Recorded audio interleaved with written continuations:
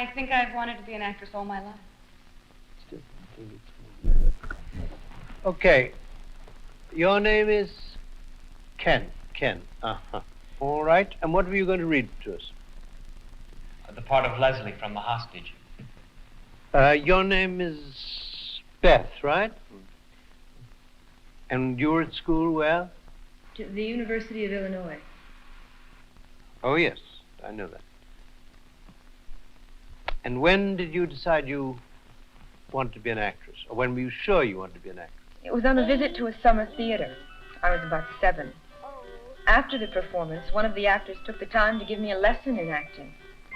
I thought the things he had me doing were fun, but it was the combination of seeing the magic of the theater and having an actor give me so much attention that must have made an impression on me. Because from that day on, I began to volunteer to read aloud in class. And whenever there was a production, of course, I wanted a part in it. In my first year in high school, I tried out for a play and got a good part. Have you ever done any kind of improvisatory work at school or anywhere else? Like most children, I was fascinated by the circus. But my enthusiasm went beyond being a spectator. I was itching to be up there with the performers. When word got around that I could do imitations, my teacher picked me for a part in a play about a circus. Soon I became known around school as an actor of sorts, although I was still primarily occupied with my basic academic studies. By the time I was in high school, however, I strongly suspected that for me, becoming an actor would be easily as exciting as becoming a doctor, a lawyer, or an engineer. Okay, Cynthia, how old are you? I'm 20 years old. And when did you decide that you wanted to be an actress? When I was 5, I was chosen to play a pilgrim in a Thanksgiving play. I appeared in several plays and pageants afterwards in grade school, but I didn't become consciously interested in acting until my high school drama teacher encouraged me to take acting seriously. Of course, discipline means work, and work at Juilliard is carefully thought out. 4 years of concentrated study and technique, dramatic interpretation, and culture make up the basic program. Yes, I've already cleared the theater with the rehearsal schedule. Uh-huh. And the lights, will they give us the proper lighting? Fine. Nothing more to be said. Okay. You got that memo to Joe? Yes. Have you got a copy of the new catalog for me? Good. Did all new applicants get it? Yes. All right. Okay. It's very nice. 2 distinguished men of the theater, John Houseman and Michel Saint-Denis, organized our drama division. Their program places emphasis on technique, dramatic interpretation, and culture. The actor's technique is developed through exercises in body and voice training. In voice training, we study breathing and resonance, voice placement, diction, articulation, speech, and singing.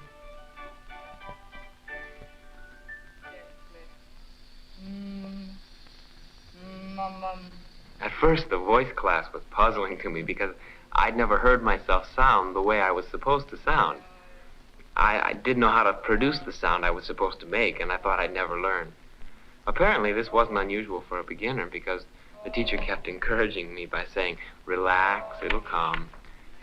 And it did, but it seemed like it took me forever to learn. I'm sure the violin lessons I had as a boy helped me because they trained my ear to listen to sound. I think my swimming helped me, too, because I knew something about breath control. I'm not comparing the two because each has its own demands and results. But you do have to know something about breath control to master each of these skills.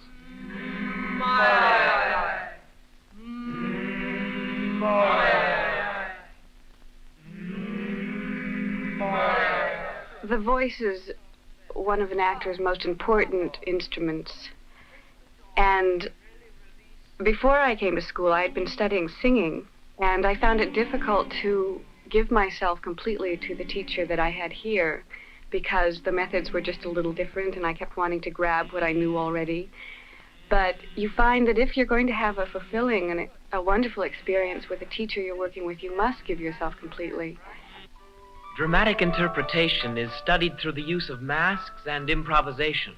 Wearing a mask encourages the student to find characters within himself and then bring them to life with an improvised text of his own. Math class was a very exciting class, and that I'd never seen anything like that before. There was a neutral mask class and then a character mask class. And the neutral masks just showed varied ages of people. And once a student or the teacher would put the mask on their face, they would become a totally different, not only person, but a different creature, a different world would be represented just by their putting this mask on their face. And it's correlated to the dance class because it also, the primary involvement in mask class has to be movement because your face is covered, and it's a different way of expressing whatever you have to say.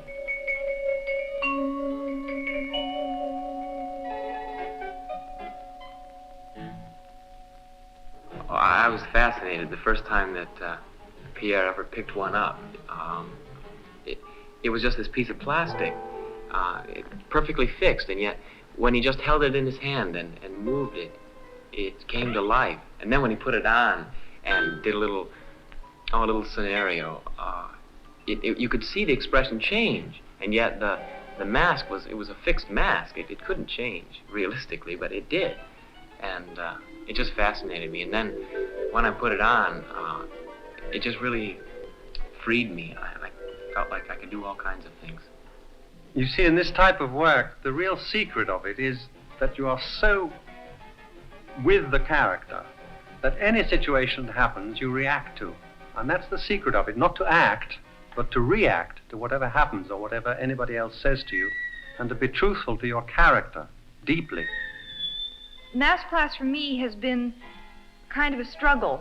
Math class is really a storytelling class without words.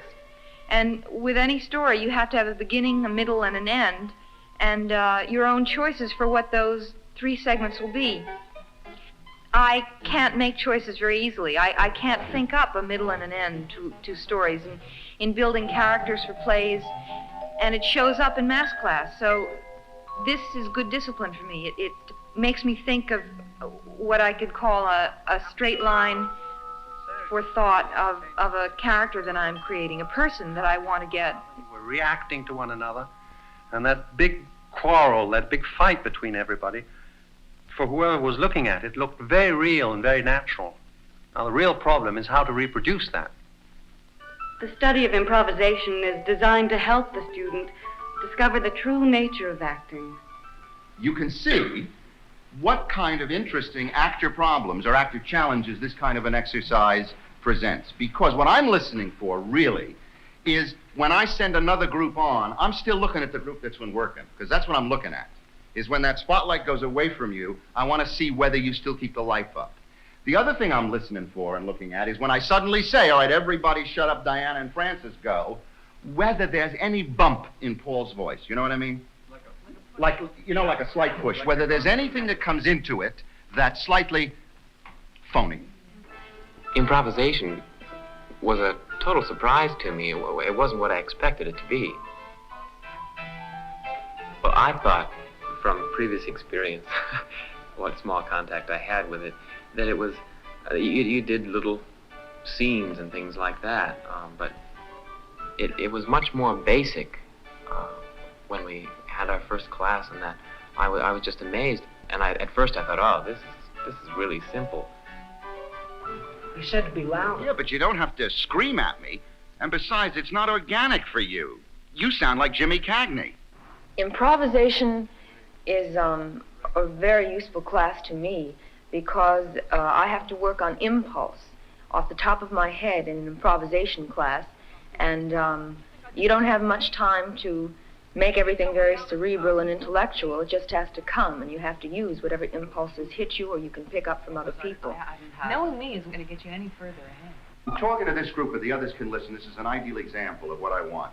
They're having a conversation here where they're telling him that they're not going to live with him anymore. All right? You notice how he lapsed into silence?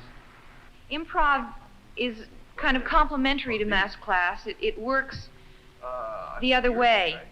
In improv, you're let to to wander and work on little things, little sensory things, like picking up a cup of coffee or shaking your head or taking a shower. And from those sensory experiences of remembering what it's like to do that, you can build into a scenario and feed a story, feed a character, feed a person, so that, say, the character that you're given in a certain play, the math class can add to it in giving it that long-running thread, and the improv class can give it those little feedings, like how does that character pick up coffee or fall asleep at night or put on clothes. They feed into one another. What are you laughing at? Oh, you're such a fool. The actor's mental and imaginative growth depends on physical well-being, body control, and relaxation. I really enjoyed the body movement class because it was a whole new thing to me. I'd always, in sports, to achieve an end in sports, you sometimes work against your body and you don't even realize you're doing it. I discovered that that's what I'd been doing when I started taking movement classes here. And it just gave me such a sense of well-being, and I really found a physical center which tied in with a mental and emotional center, which when I had that first thing in the day, it really set me up for the rest of the day.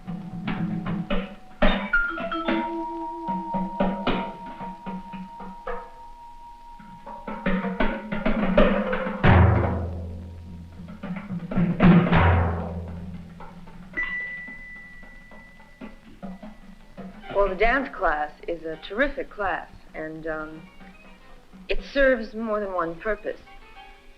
The class is positioned in the schedule so that it warms up your entire body for the entire day, and it's a long, tiring workout each day. And the class itself is a good class in that it teaches you control of your body. In the class itself, you dance, but once you leave the class, it leaves you with a feeling of knowing how to use your body, knowing how to express yourself with your body, and to do all this with control over your body so that you don't hurt yourself. Eventually, you gain such physical control that your body can meet all kinds of demands, from simply walking to falling, with complete relaxation and confidence. Well, the movement class is, it's a wonderful class because you can let your imagination go completely. And the more your imagination goes, the more it feeds into the technique and the discipline of the movement that you're being taught. And in turn, that discipline and the technique feeds into your imagination. So they help each other fill out, and they help make you soar. You can feel like an eagle flying around with moves, or a reindeer jumping across a field when you jump across the floor. It frees you. It frees you for your day, and both in body terms and in mind. I think the hardest moments in a student actor's life are those just before he goes on the stage. He has to forget all about the people in the audience who just happen to be the people who've taught him everything. And then he has to forget all about his speech, his movement, all the things he's been concentrating on for weeks and weeks. Just wipe them out of his mind and only think about the part, totally immerse himself in becoming that character. And that's very difficult. Go ahead. Use any scenery or props or furniture that you can find. It's all yours.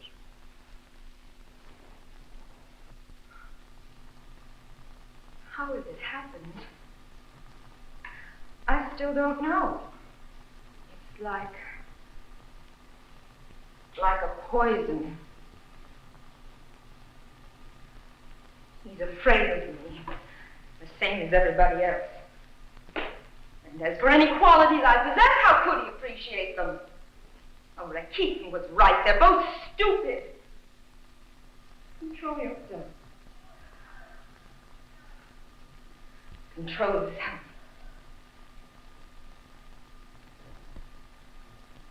Yes. I'm very much taken with him. Very much indeed. All the rest are strangers, and will remain strangers. Must be hero worship. Yes.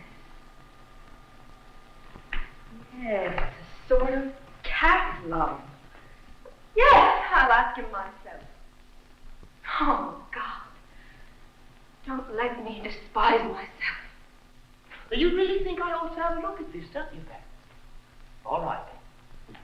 Where are we? Huh. The government of Northern Ireland have issued a statement saying that they cannot find a reason for granting a reprieve in the case of the condemned youth. But wait a minute. Now, you're as balmy as him if you think that what's happening to me is upsetting the British government.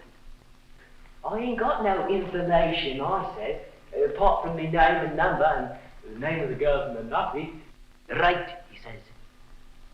We're taking you to Dublin. Our intelligence wants to speak to you. We'll be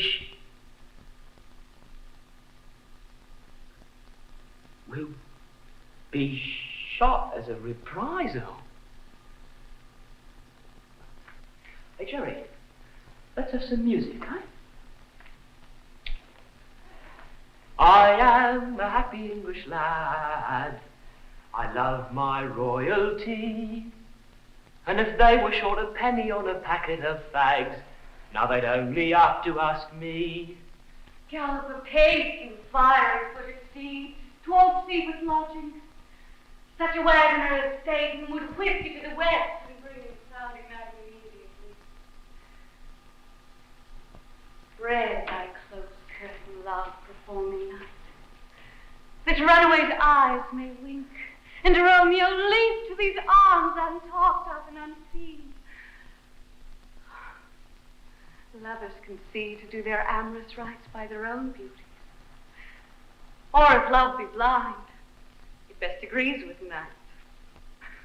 Could my unmanned blood bathing in my cheeks with thy black mantle, till strange love grown bold think true love acted simple modesty, and cut him out in little stars, and he will make the face of heaven so fine that all the world will be in love with night and pay no worship to the garish sun. I have bought the mansion of love, but not possessed. And though I am sold, not yet enjoyed. Here comes my nurse, and she brings news, and every tongue that speaks but Romeo's name speaks heavenly eloquence. Thank you very much.